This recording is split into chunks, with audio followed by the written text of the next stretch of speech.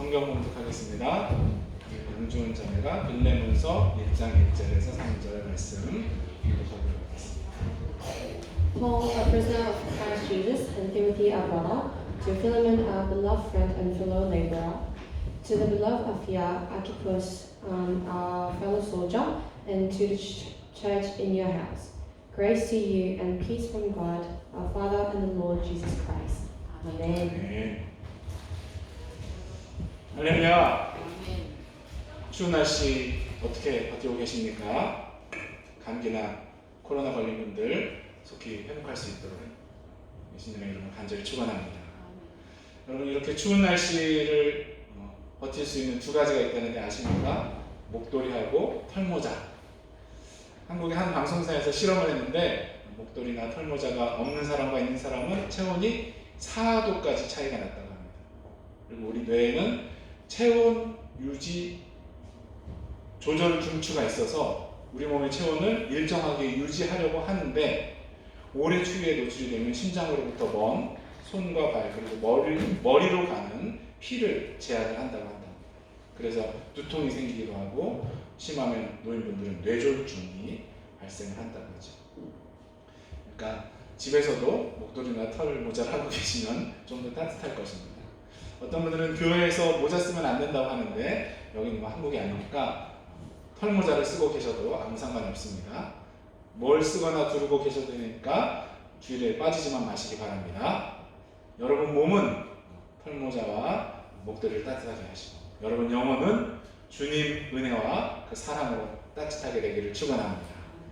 찬양 시간에 노래를 잘 몰라도 가사를 자꾸 따라 읽으세요. 그리고 기도 시간에도 마음을 다해서 동참하시기 바랍니다. 설교 시간에도 자꾸 아멘으로 화답을 하시면 졸음도 달아나고 마음이 따뜻해질 줄로 믿습니다. 목사님들이 제일 설교하기 어려운 것이 중고등학교 채플이라고 그래요. 뭔 소리를 해도 애들이 아무 반응이 없으니까 너무 힘들다고 합니다. 제가 미국에 있을 때 동네에 있는 교회를 한번 가봤어요. 아프리칸 아메리칸들, 흑인들이 모이시는 교회인데 설교자가 한마디 할 때마다 얼마나 재밌게 반응을 하시는지 아주 새로웠었습니다. 그렇게까지는 아니더라도 설교자가 뭘 강조하거나 그러면 아멘으로 화답하셔서 설교자도 격려하시고 하나님께 영광 돌리시기 바랍니다. 고린도후서 1장 20절 여러 번 말씀드렸죠. 하나님의 약속은 얼마든지 그리스도 안에서 예가 되니 그런즉 그로 말미암아 우리가 아멘하여 하나님께 영광을 돌리게 되느니라. 아멘. 하나님 약속의 말씀이 선포될 때에 저도 그렇게 되길 바랍니다. 믿습니다. 그런 의미로 아멘 하시면 하나님이 영광 받으시는 줄로 믿으시기를 축원합니다. 아멘. 우리가 지난주에까지 이 골로새서를 나눴고, 지난주에는 골몰 한번 해봤죠. 골로새서 몰아보기. 추가로 더 말씀을 좀 묵상 많이 하신 분이 계십니까? 별로 없으시죠? 그래서 어떤 목사님들은 3시간씩 설교를 하십니다. 왜냐하면 일주일 내내 성경 말씀을 하나도 안 보는 성도들이 많은데 어떻게 설교 1시간만 듣고 보낼 수가 있냐, 이렇게 하시는 거죠. 일리가 있지 않습니까? 오늘 제가 3시간을 할 계획은 없지만 여러분이 일주일에 30분도 안 되는 성경 말씀 시간으로는 영적 건강을 유지할 수 없다라고 생각을 합니다. 여러분 일주일에 한 끼 드시는 분 계세요? 몸이 건강하려면 매일 몇 끼니 잘 챙겨 드셔야 하듯이 영적 건강을 유지하기 위해서도 주님 말씀을 잘 드시기 바랍니다. 목사님 보내주시는 아침 말씀 꼭 보시고, 이 페이스북이나 인스타그램 같은 데도 말씀 포스팅하는 친구들을 많이 두시기 바랍니다. 그래서 꼭 한 번씩 읽으시고, 우리 카톡이 없는 교회 가족들 위해서는 다른 앱을 좀 추가를 하면 좋을 것 같아요. 아침 말씀 못 받으시는 분들이 많으시죠.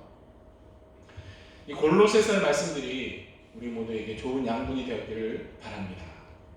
원래 골로새서 다음에는 데살로니가 전서가 나오는데 오늘은 골로새서와 연결되는 성경 한 권을 오늘 다 보려고 합니다. 그러니까 일찍 갈 생각을 하지 마시고, 농담입니다. 오늘 설교 제목이 주보에 뭔지 보신 분 계십니까? 두부 만드느라고 아주 신경을 많이 쓰고 있습니다. 좀 봐주세요. 제목을 몬 이렇게 물음표를 붙인 것은 많은 분들이 빌레몬서라는 것이 성경에 있는지도 모른다라고 생각을 했습니다. 한글로 성경을 줄였을 때 이 빌립보서가 혼용되지 않게 빌레몬 마지막 자리에 가서 몬 이렇게 쓰죠. 영어에는 찾아보니까 여러 가지로 쓰고 또 똑같이 필 이렇게 쓰는 성경도 있던데 그럼 어떻게 구분을 합니까? 일단 2장 이상이면 빌립보서죠. 빌레몬서는 딱 한 장밖에 없으니까 그만큼 비중이 많지 않은 짧은 개인적인 서신이다 이렇게 분류를 하고 사실 교회 오래 다닌 분들 중에도 빌레몬서가 어디 있는지 잘 못 찾는 분이 계실 거예요. 그렇지만 이 빌레몬서도 다른 성경과 같이 중요한 진리와 교훈들을 간직하고 있는 줄로 믿습니다. 길이는 짧지만 우리 마음에 긴 여운을 남기는 서신이 되길 바라면서 빌레몬서를 시작하겠습니다. 오늘도 성경을 펴놓고 같이 보거나 읽으시면 좋겠습니다. 빨리 앱도 여시고 성경책도 펴시고 어디 있냐면 히브리서 앞에 있어요. 빌레몬서 1장 1절에 보시면은 사도 바울과 디모데가 로마 감옥에서 빌레몬에게 편지한다 라고 하면서 그를 우리의 사랑을 받는 자요 동역자라고 부릅니다.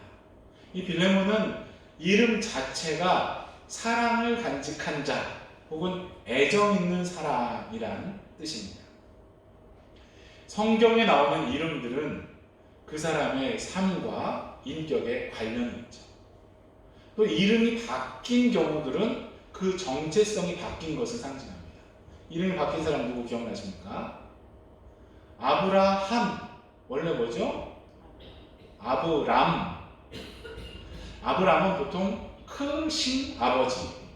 근데 직역하면 우리 아버지는 높으시다 라고 보고 때로는 거만하다는 그런 의미로 볼 수가 있다고 합니다. 그리고 이 아브람 일대에 아브람이 하나님 약속을 기다리지 못해서 여종에게서 누굴 낳았습니까? 전혀 모르시고 계시면 안 되는 분들이 계신데 이스마엘을 낳았죠. 이 이스마엘은 정말 큰 슬픔과 어려움의 씨앗이 되지 않았습니까? 지금까지도 이스마엘의 후손과 이삭의 후손들이 서로 미워하고 싸우고 죽이고 있으니 얼마나 큰 불신앙의 열매입니까? 그런데 하나님이 그의 이름을 바꾸어 주십니다. 창세기 17장 5절 이제부로는 내 이름을 아브람이라 하지 아니하고 아브라함이라 하리니 이는 내가 너를 여러 민족의 아버지가 되게 함이니라. 아멘. 그냥 한 집안의 높은 아버지가 아니라 열국의 아버지 그리고 믿음의 조상을 삼아주시기 위해서 그의 이름을 바꿔주십니다. 그 이름대로 아브라함을 통해서 유대 민족이 탄생을 했죠. 그 민족의 이야기가 이렇게 기록된 성경을 통해서 우리에게 영적 진리들을 알려주시니 얼마나 감사한 일입니까? 그리고 영적으로 우리도 아브라함의 자손인 줄로 믿으시기 바랍니다. 또 이름이 완전히 바뀐 사람 있죠. 야곱은 엄마 뱃속에서부터 먼저 나오려고 싸우다가 쌍둥이 형 발꿈치를 붙잡고 나왔기 때문에 속이는 자, 약탈자 그런 뜻의 이름을 받았습니다. 그 이름대로 형이 장자권을 팥죽 한 그릇에 팔아먹도록 했고 물론 어머니가 주도한 것으로 나오지만 눈이 잘 안 보이는 아버지를 속여서 형에게 갈 축복을 다 가로채지 않았습니까? 그래서 도망가서 살게 되었죠. 그런데 자기보다 훨씬 더 야곱 같은 외삼촌 라반을 만나서 사기 결혼을 당하고 아침에 일어났더니 부인이 바뀌어 있었어요. 10년 넘게 임금 착취를 당했습니다. 고향으로 돌아오는 길에 하나님의 천사를 만나서 죽기 살기로 씨름을 한 후에 환도뼈, 이 넓적다리 관절이 탈골되는 큰 부상을 입은 후에 그의 이름이 바뀝니다. 뭘로 바뀌었죠? 이스라엘. 우리가 아는 이스라엘이 야곱의 이름입니다. 한글 성경엔 하나님과 겨루어 이겼다라고 번역되어 있지만 하나님이 이기신다 혹은 하나님이 지배하시고 통치하신다라는 뜻이 있습니다. 야곱의 사기꾼 기질, 인간적인 모든 악한 성향에도 불구하고 결국 하나님이 이기시고 다스리신다라고 해석할 수 있는 것이죠. 그의 삶은 결국 그렇게 되었습니다. 막내 아들 요셉을 편애하는 야곱의 악함, 그래서 요셉을 노예로 팔아먹은 형제들의 모든 악함에도 불구하고 결국 하나님은 요셉을 이집트의 총리로 세우셔서 야곱의 가정이 굶어 죽는 것을 막으셨고, 이집트의 가장 비옥한 땅에서 한 가족이 큰 민족으로 성장할 수 있도록 하셨습니다. 할렐루야. 아내가 저희 집 얘기하지 말라고 그러는데, 저희 애들은 정말 이름대로 은혜를 주신 것 같아서 나눕니다. 전에 말씀드린 대로 저는 장가도 못 갈 줄 알았는데 천사 같은 학교 후배와 결혼을 하고, 당시로 전혀 꿈꾸기 힘든 미국 유학하고, 거기서 하나님이 애까지 주셨으니 얼마나 감사했겠습니까? 그래서 주님의 은혜, 주은, 영어로도 그레이스라고 이름을 줬더니, 그래서 그런지 하나님이 주은이 삶에 계속 특별한 은혜를 주시는 것 같습니다. 주희는 주님의 기쁨이라는 의미로 지었더니 기쁜 일들을 많이 주세요. 여러분의 이름은 무엇입니까? 그 이름이 무엇이든지 예수님 믿는 순간 우리 모두는 성도, 크리스찬이라는 새 이름을 얻습니다. 우리의 인간적 부족함이나 악함에 따라서 살아가는 것이 아니라 이제는 예수님 은혜로 성도, 거룩한 무리가 되었으니 그 이름에 걸맞는 삶을 살아가야 할 줄로 믿습니다. 우리 가족들, 자녀손들, 친구들, 친척들 중에 아직 이 귀한 이름을 받지 못한 사람들이 있다면 우리가 그 새 이름을 갖도록 잘 도와주는 우리 모두 되기를 축원합니다. 빌레몬은 그 이름처럼 예수님의 사랑을 받는 사람이었고, 사도 바울과 성도들의 사랑을 받는 사람이었습니다. 우리도 그렇게 되기를 간절히 축원합니다. 아멘. 2절에 나오는 자매 압비야, 그리고 우리와 함께 병사된 아키포는 빌레몬의 아내와 아들로 보죠. 빌레몬은 주님 사랑이 충만해서 그의 집을 교회 공동체의 예배 장소로 헌신했고, 그의 가족들도 같은 마음으로 교회를 섬긴 것으로 보입니다. 그 아들 아키포는 나이가 많지 않았음에도 불구하고 직분을 받은 것으로 보이죠. 그래서 그것을 두려워하거나 잘 감당하지 못하고 있었기 때문에 골로새서 마지막에 주 안에서 받은 직분을 삼가 이루라고 바울이 권면하는 것을 보입니다. 우리도 빌레몬의 가정처럼 온 가족이 주님 사랑으로 충만해서 섬기는 가정 되기를 축원합니다.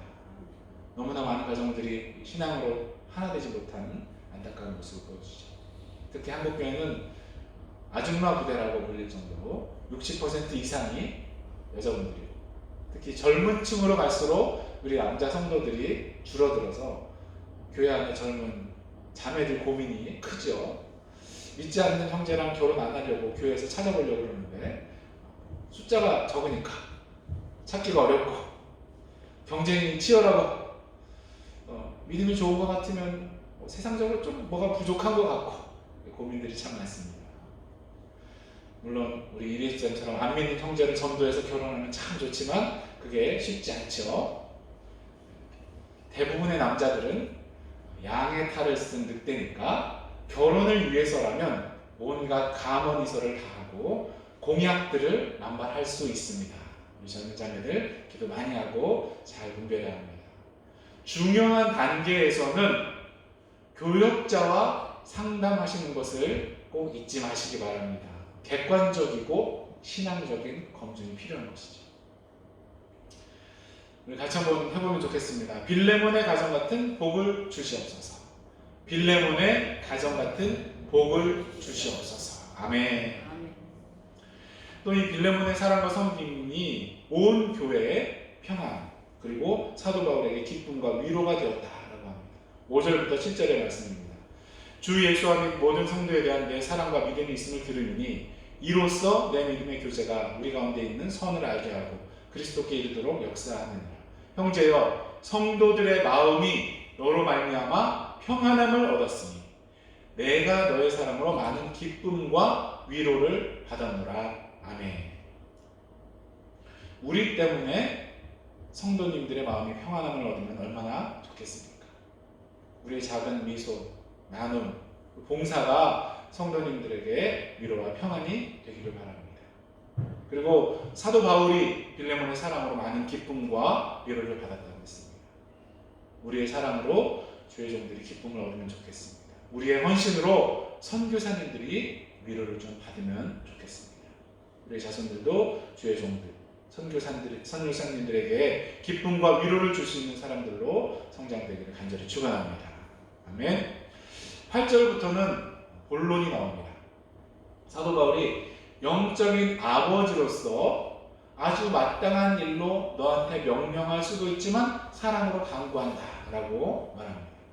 거기에다 한술 더 떠서 나이가 많은 나 바울은 그러면서 예수님을 위해서 갇힌 자 되어 있다 라고 합니다.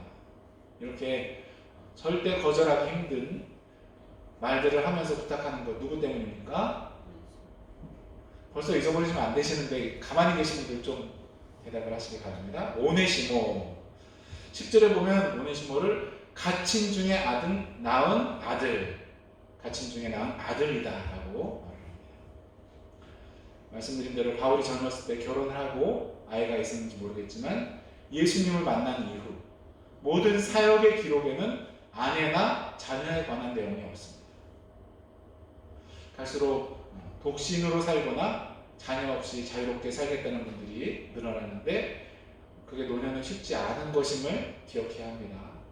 자녀가 있어도 다 따로 사는데 뭔 소리냐 하겠지만 저희 옆집에도 할머니가 혼자 사시는데 걷기도 힘들어 하시고 한참 안 보이면 아프신가 혹시 돌아가신 건 아닐까 막 걱정을 합니다.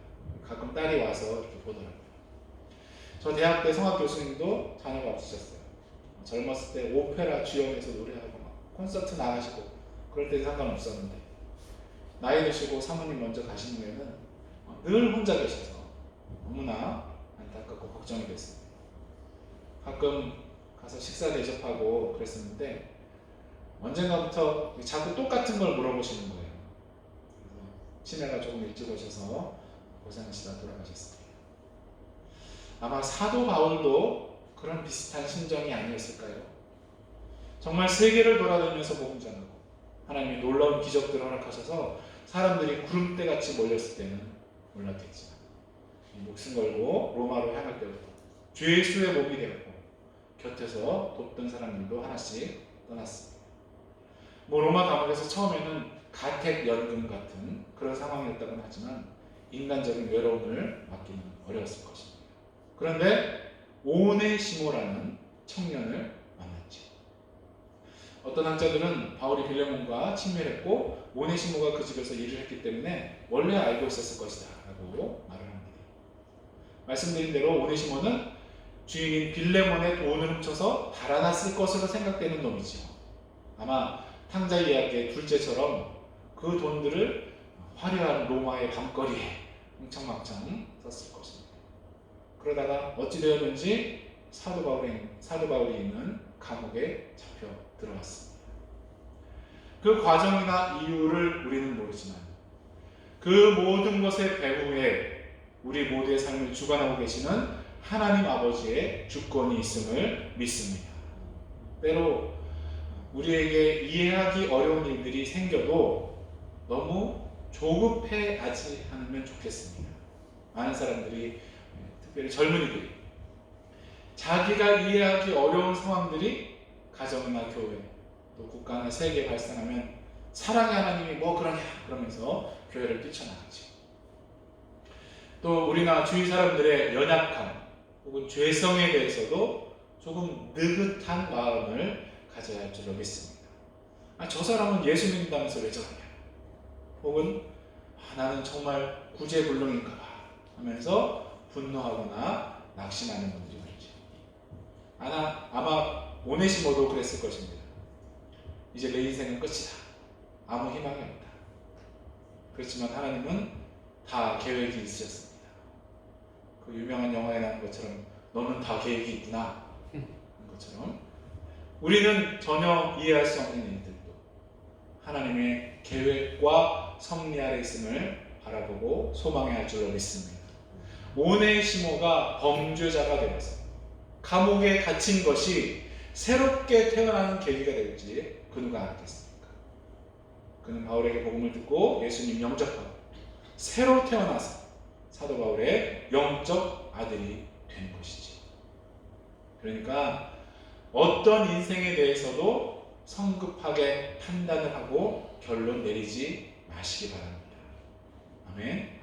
11절과 12절 보시면 이 쓸데없는 도둑놈이었던 오네시모는 예수님 믿고 새 사람이 되어서 사도 바울에게 유익한 동역자가 되었고 바울의 신복이란 말까지 듣습니다.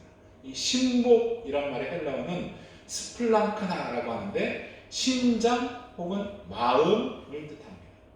영어 성경들은 My very heart로 번역되셨죠. 오네시모를 빌레몬에게 돌려보내는 것은 바로 바울의 심장, 바울의 뜨거운 마음을 보내는 것과 같다 하는 말이 되겠죠. 우리를 이렇게 생각해 주는 분 계십니까? 참 복되신 분입니다. 혹시 그런 사람이 없어도 실망하지 마시기 바랍니다. 바로 우리 주님이 우리를 그렇게 여기시는 줄로 믿으시기 바랍니다. 내가 너를 내 손바닥에 새겼다라고 이사야서에서 말씀하셨고 너희에게 손대는 자는 곧 주님의 눈동자를 건드리는 자다라고 스가랴에서 말씀을 하십니다. 그리고 너희는 우리로 말미암아 나타난 그리스도의 편지다라고 고린도후서의 사도 바울이 말하고 있죠. 우리를 그렇게 사랑하시는 주님의 메신저가 되는 우리 모두가 되기를 바랍니다. 우리가 그런 사랑을 받았다면 예수님의 그 마음을 전하는 편지가 되어야 할 줄로 믿습니다. 독생자를 죽이시기까지 우리를 사랑하신 하나님의 그 뜨거운 사랑을 잘 전하는 편지가 되시기를 축원합니다. 아멘. 이제 13절부터 보시면 바울이 오네시모 보내는 것에 대해서 아주 구구절절 부탁을 합니다. 13절에 오네시모가 나를 섬기는 것은 내 대신 나를 섬기는 것이다 라고 하고 16절엔 종 이상으로 곧 사랑받는 형제로 돌아가고 합니다. 17절에는 나 영접하듯 하고 18절에는 오네시모가 불의를 하거나 빚진 것을 내 앞으로 계산하라 하고 합니다.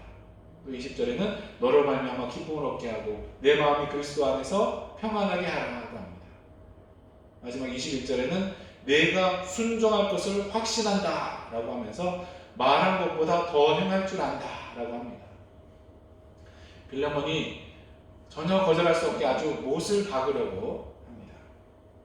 그런데 사실 빌레몬이 예수님 사랑으로 충만해서 오네시모를 용서할 마음이 없다는 이 말들이 무슨 소용이 있겠습니까?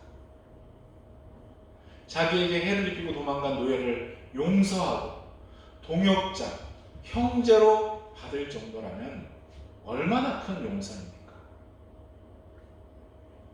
이것은 하나님과 원수되었던 우리를 용서해 주시고 십자가를 지신 예수님의 사랑을 예표하는 것인 줄로 믿습니다. 아무 쓸모 없었던 우리를 조금이나마 하나님 나라에 쓸모 있는 자들로 만들어 주셨고 사탄이 절대 송사할 수 없도록 만들어 주시는 줄로 믿습니다. 아무 공로와 자격 없던 자들을 하나님 자녀 삼아 주시고 하나님 나라 일꾼으로 삼아 주신 것이 얼마나 감사한 일인지 반드시 기억하는 우리 모두가 되기를 축원합니다. 오늘 성경 중 한 권을 다 훑어봤습니다. 한 장이지만 빌레몬 같이 주님의 사랑받고 주의 종과 성도들에게 기쁨과 위로, 평안이 되는 우리 모두가 되기를 바랍니다. 또 빌레몬의 가정처럼 모두가 믿음으로 하나 되어서 하나님 나라에 쓰임받는 가정들 되기를 축원합니다.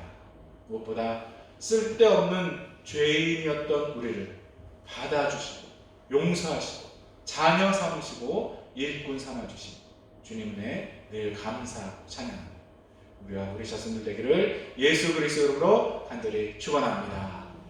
함께 기도하실 때에 오늘 말씀 우리 삶의 가정에 적용될 수 있도록 기도하시고 용서받은 자답게 살 수 있도록 우리 각자의 목소리를 한번 기도하겠습니다.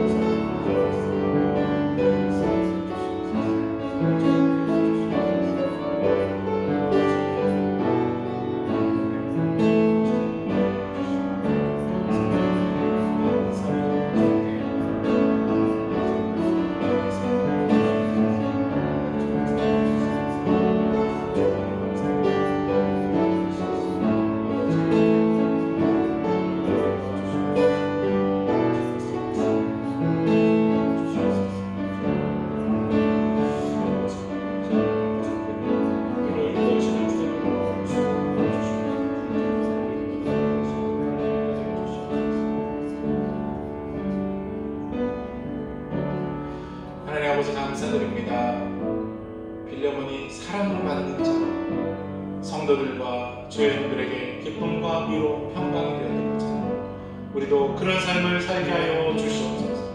빌레몬의 가정이 믿음으로 하나 되어 쓰임을 받은 것처럼 우리 가정들도 그런 은혜를 허락하여 주시옵소서. 무엇보다 우리를 받아주시고 용서하시고 자녀와 일꾼 삼아주시고 주님 은혜를 늘 감사하고 찬양하는 우리와 우리 자손들 되게 하여 주시옵소서. 또한 용서받은 자들께 사는 우리 교회 가족들 모두 되게 하여 주시옵소서. 함께 하실 것을 믿고 감사드리며 예수님의 이름으로 기도드립니다. 네. 다 같이 일어나셔서 135장을 찬송하겠습니다. 135장.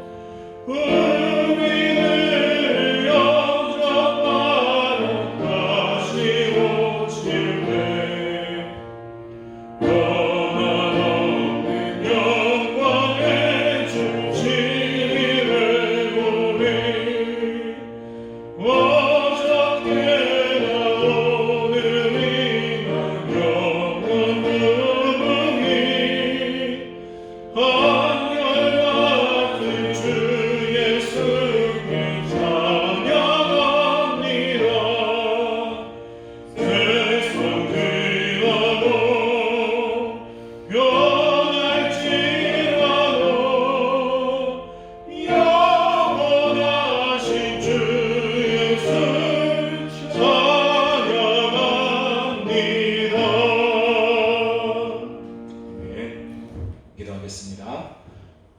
지금은 우리를 용서하시려고 십자가를 지신 예수 그리스도의 놀라우신 은혜와 아무 쓸모없는 죄인이었던 우리를 자녀와 일꾼 삼아주신 하나님 아버지의 영원하신 사랑과 용서받은 자답게 살도록 도와주시는 성령님의 감동 감화 인도하심, 빌레몬의 가정 같은 복을 받기 원하는 우리와 우리 자손들 위해 지금부터 영원토록 함께 하시기를 예수 그리스도로 간절히 축원하옵나이다. 아멘.